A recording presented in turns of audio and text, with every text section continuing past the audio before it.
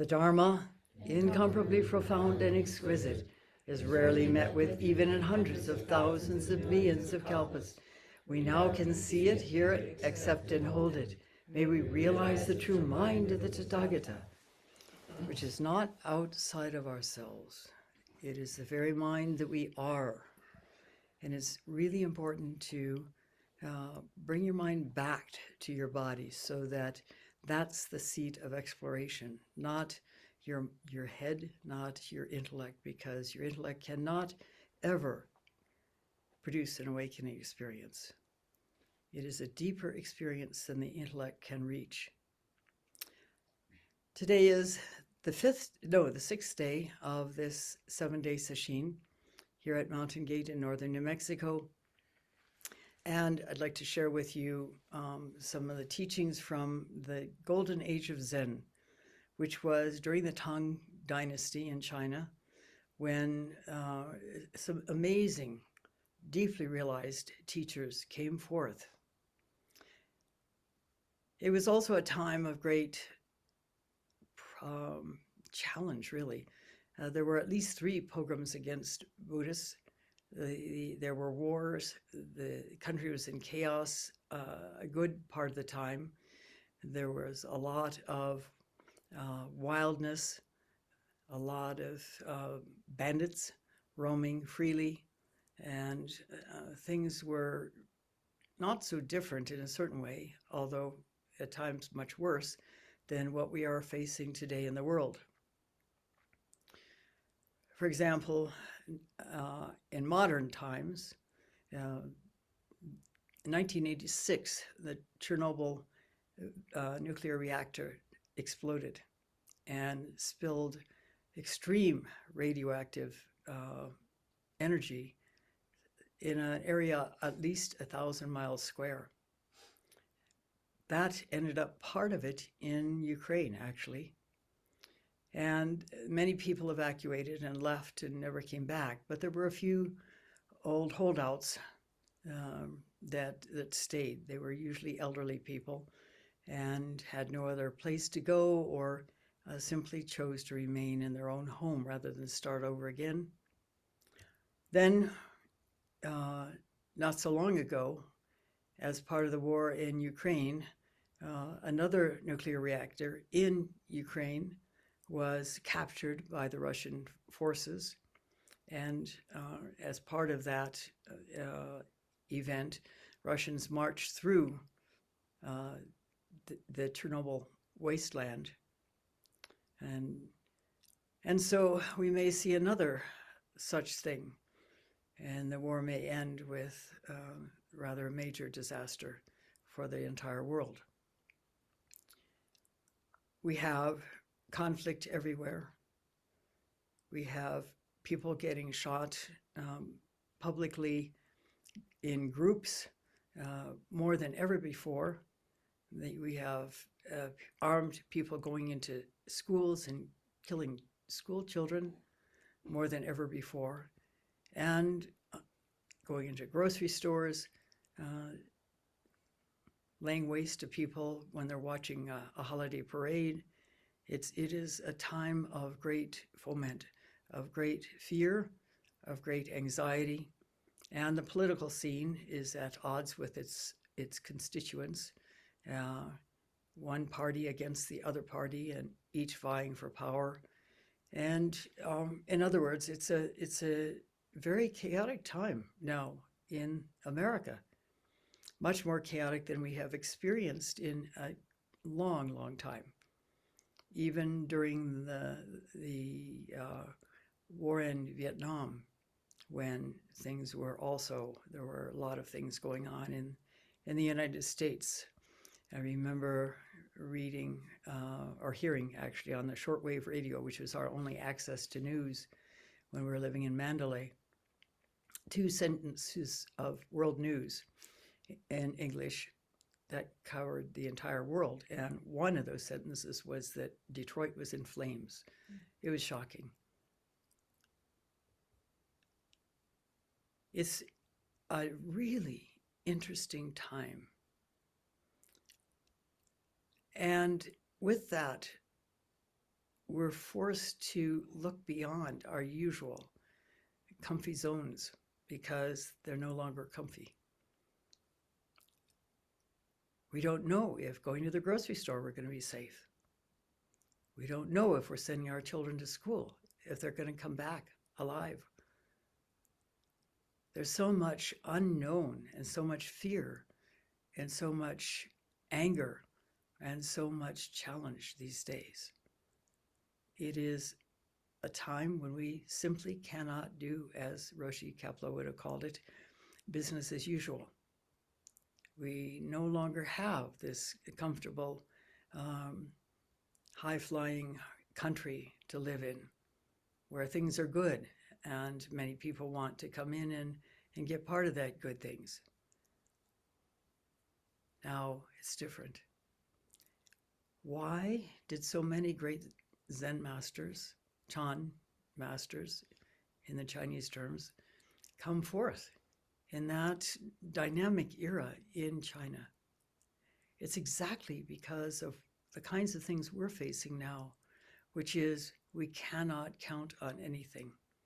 We cannot count on our usual ways of feeling safe. That's part of why there is so much anger. That's part of why there is so much reactivity, and it's fueling more and more. So how to deal with it? We have, of course, as you know, and this is going to sound like repetition, because it is, we have this amazing potential in our Zen practice to become free no matter what happens. There are stories from the past, true stories from the past, of people who have become free, more than free. They've become enlightened and experienced true freedom through shifting their gaze into another direction, which is inward. During the Cold War, when there were so many political prisoners sent to remote areas in Siberia into labor camps, and there are a number of stories of people who were in those camps who came to awakening. There is the story of Jacques Lucéran in Buchenwald. There are many other stories.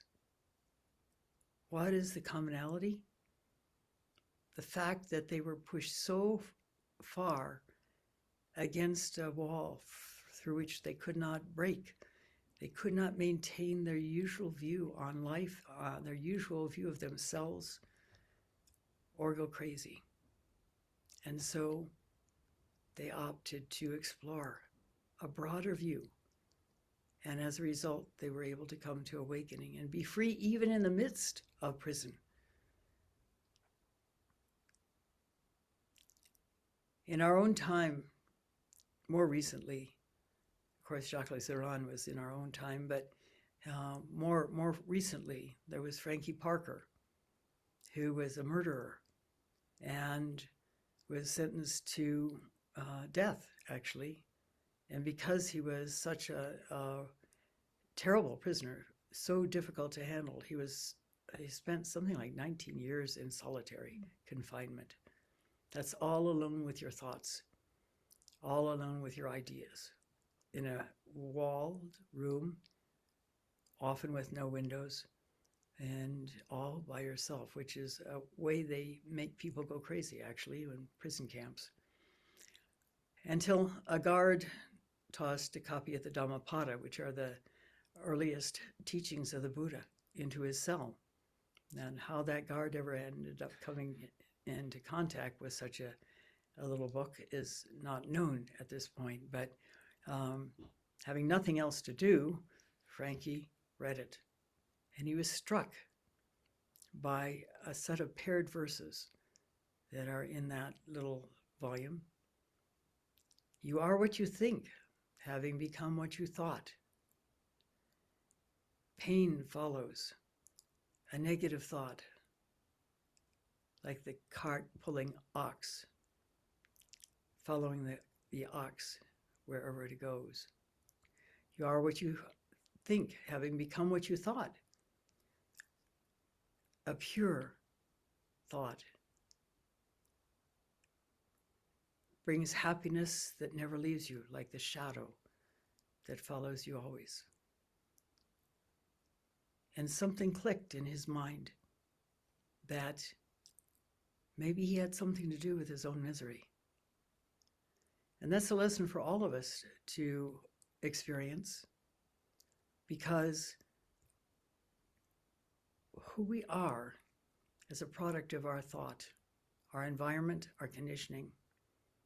And we reinforce it with thought.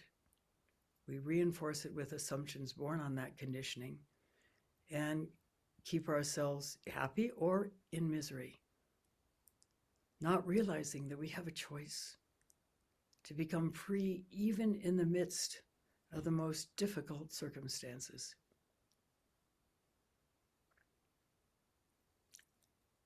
So the great Zen masters, the greatest Zen masters of history, came forth in the midst of that kind of chaos.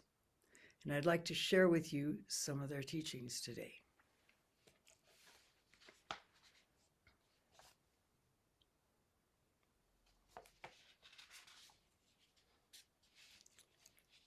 A monk asked Zen master Yanguan Kian,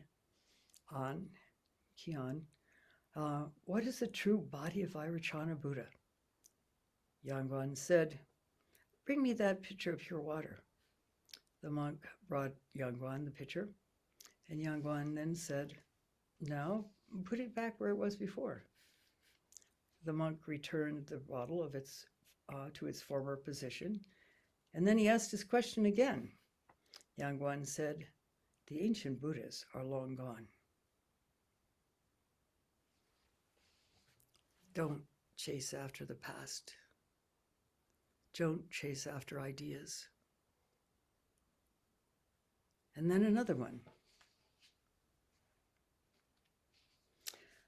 Daju Huihai was a Zen master. He's actually Dae Zenji, by the way, that we do the chant, his vow, Bodhisattva vow, at the end of the evening, whose name means great pearl, wisdom, sea, lived and taught in the late 8th and early 9th century. That's again the Tang Dynasty.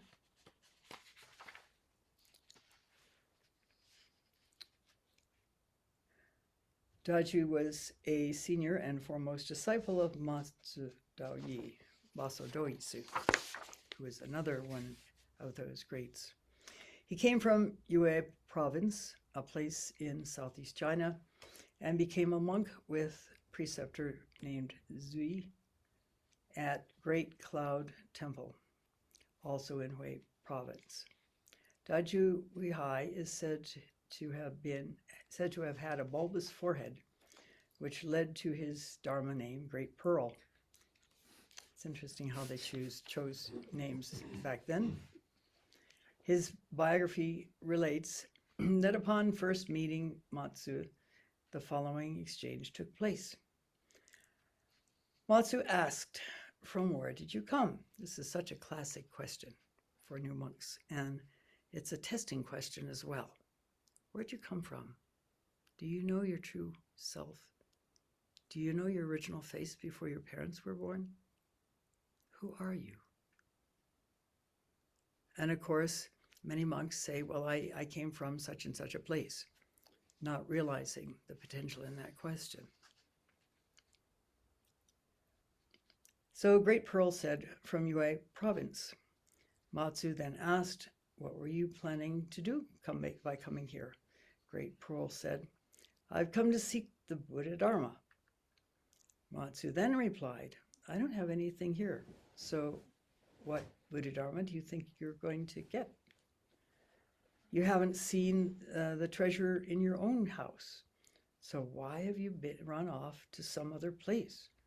And Great Pearl then said, what is the treasury of the wisdom sea? Matsu then said, it is just who is listening, who is asking me this question. That is your treasury.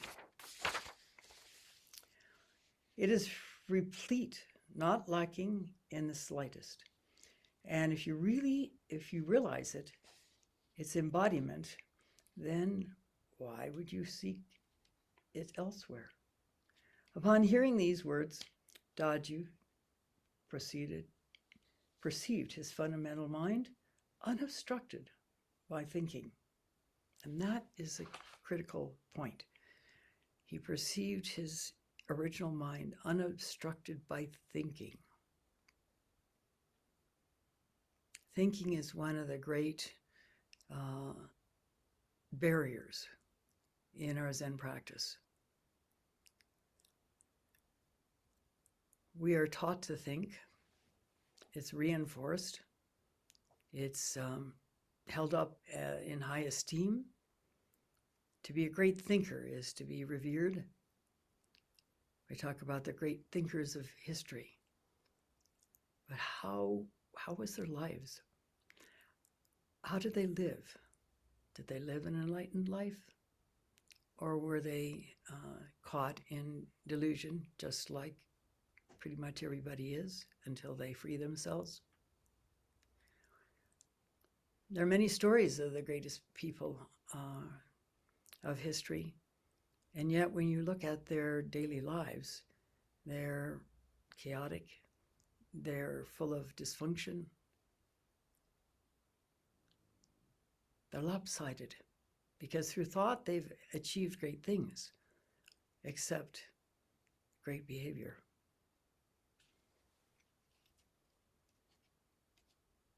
Daju perceived his fundamental mind unobstructed by thinking.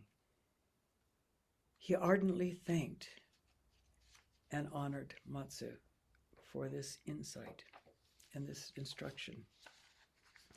And then we have another story from the same era. Come to it.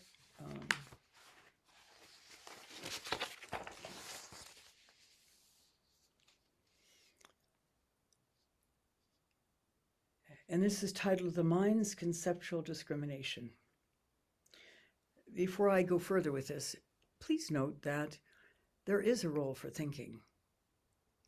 It has brought forth a number of important things, and it is a great tool. However, it's not a universal tool.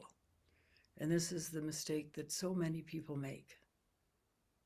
It's very interesting that in China, in ancient times, to become a government official, one had to pass a number of examinations, and to go further up the ladder in the government, there were more examinations. The intellect was highly regarded in China. And out of China came some amazing things. But it was the people that stepped out of that thinking mode that became the great Zen masters and became free. Even so free that when Ganto was massacred, he was so one with his dying that there was no problem for him. He simply screamed bloody murder, because that's what it was. But there was no judgment in that, only an expression of oneness with that execution. Hakuin misunderstood that until he'd had a number of kenshos. And finally he had one further kensho, among many, in which he realized that Ganto was not somewhere else but right here now, and quite alive.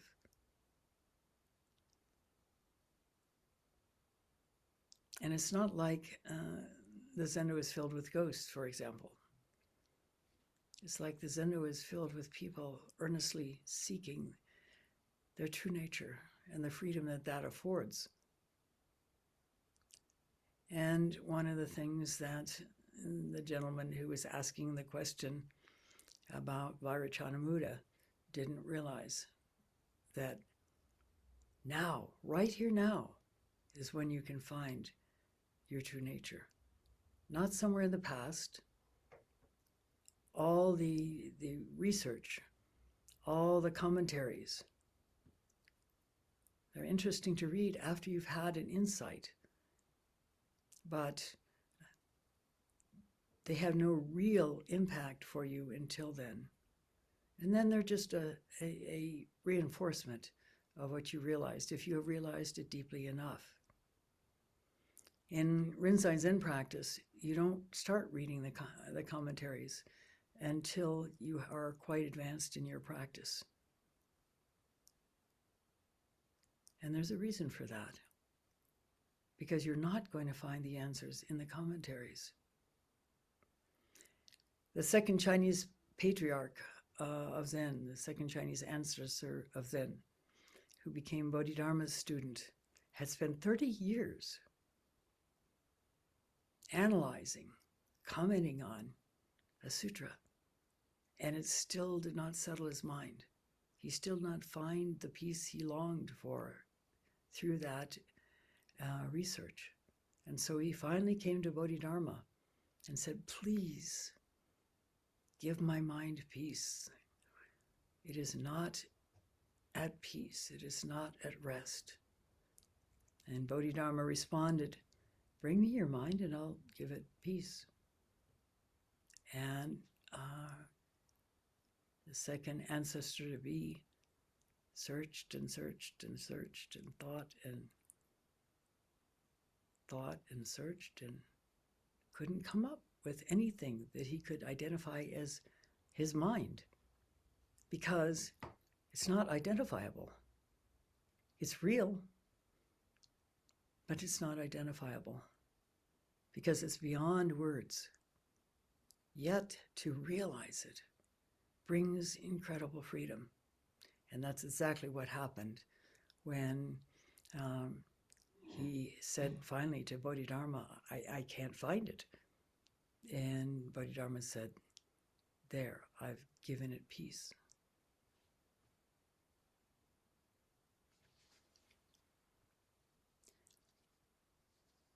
The obstruction of the path by the mind and its conceptual discrimination is worse than poisonous snakes or fierce tigers. Why?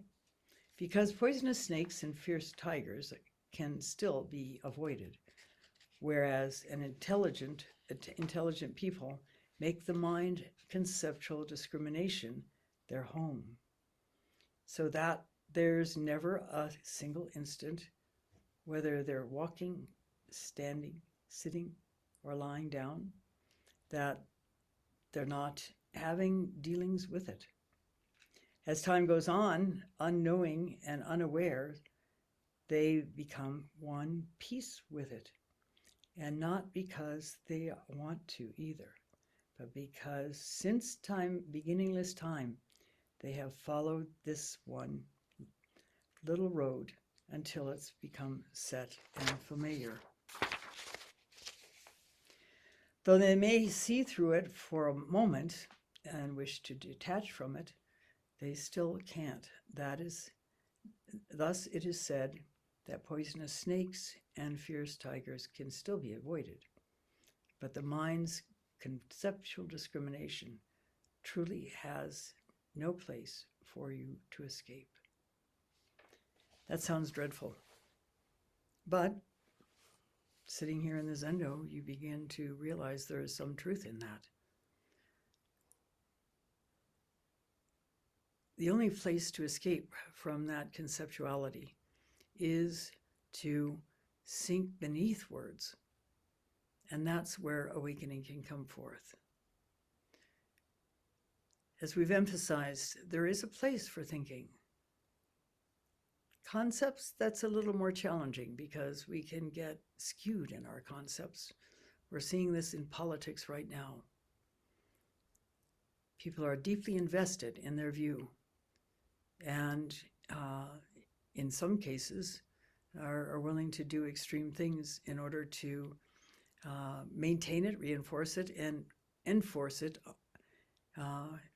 in ways that impact other people negatively. We all have experiences with challenging mind states. We don't like this. We don't like that. And if we go along in our daily life, and often when we're triggered by some stressful situation, these come to the fore. It happens in sesshin as well. Both directions, by the way. There is something known as the Vipassana romance, where you're sitting next to somebody you've never, ever met before, and you don't even know their name.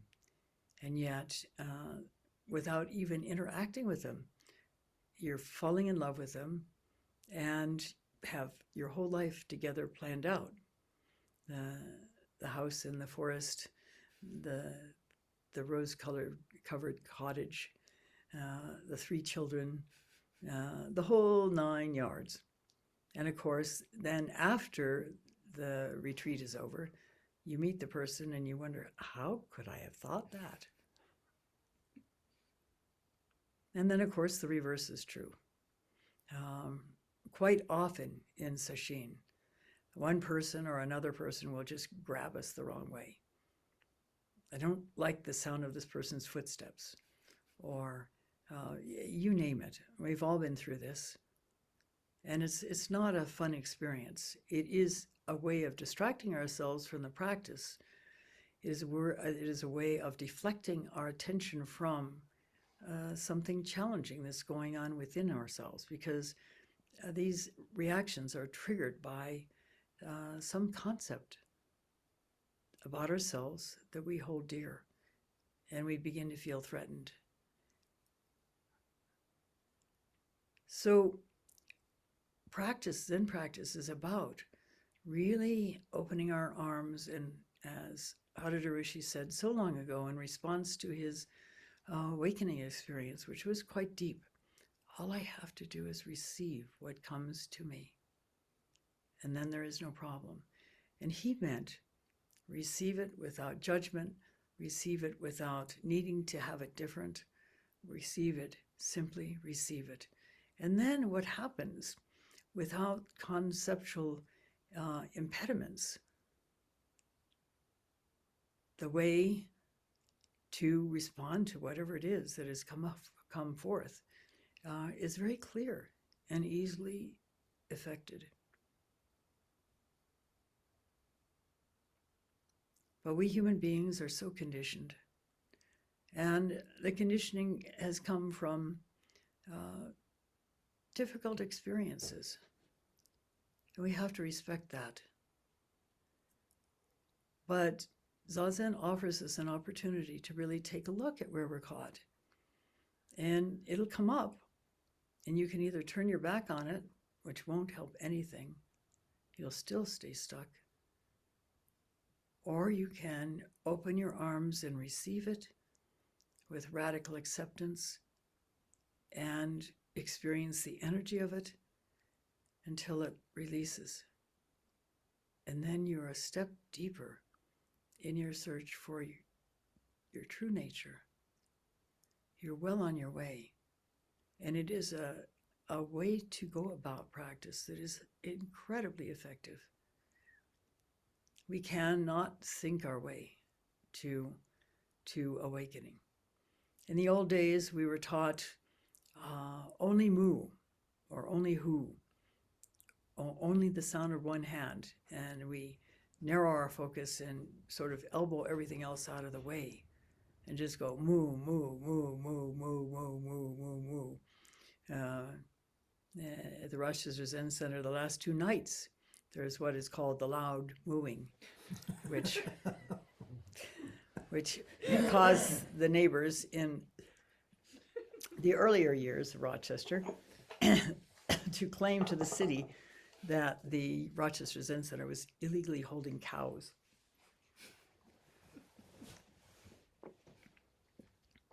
And it is a time of chaos, or at least it was for me when things were going on. It was a dreadful time when I had already had almost 6 days of attempting to find my koan, and I couldn't even remember it, much less how to work on it. And yet here, all of a sudden, they start announcing moo, and then everybody in the zendo picks up the pace, and then the monitors come around with the kyosaku and whack people in great enthusiasm to try to help them deepen that moo, and you end up with the whole zendo screaming, basically. And then the Roshi rings his handbell, and there's a mad rush up to Doksan. It is effective for some people. I don't know if they're continuing it or not, but it certainly was not effective for me, and I don't think it was for a number of people. We can force a kensho through denying everything else that comes up, but that kensho is not a very deep one, and it is at great cost because we have forcibly buried our issues once more.